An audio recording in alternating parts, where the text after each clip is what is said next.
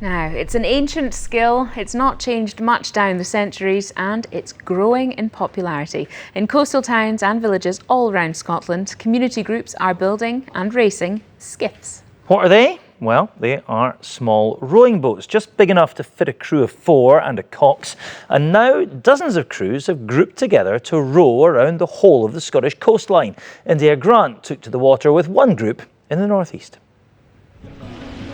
Since April, coastal rowing clubs like this one have been taking part in a Herculean feat, circumnavigating Scotland's coasts in small skiffs.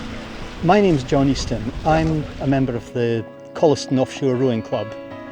And we row things called St Iles skiffs, which are community-built wooden rowing boats.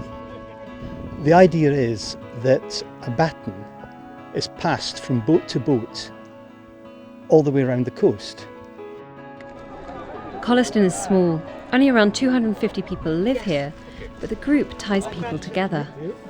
I got into coastal rowing when I first moved out to the village now about 7 years ago. Seen the guys going out in the boat, obviously the clubhouse is here, and asked them about it. Basically just started rowing from there, and which was great about it, it got me involved with the community a lot more. It means a lot. It's friendships, it's camaraderie. I love the rowing. I have rowed river rowing and then coastal rowing. I grew up next to the sea, so being able to row at sea is just the perfect combination for me. And so much so, although I didn't belong to the village, I've now bought property out here. During COVID, the team were unable to get out on the water. Going back means a lot to them. I'm really into being fit and fitness, and having something on the doorstep and being on the sea, I actually really love it. And also the different light and the different sea. Every day it's different and it's changing, and you're always looking for something new.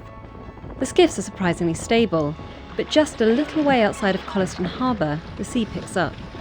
Well, you're out in the boats, just like anything else to do with the sea, it'll depend on the sea conditions.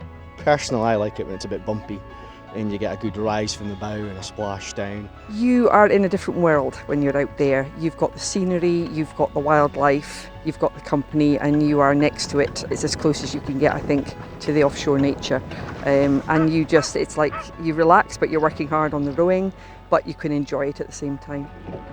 After an hour in the open water and the baton being taken on by the crew down the coast in Aberdeen, the skiff teams are done for the day. But they're always welcoming new members. Give it a go.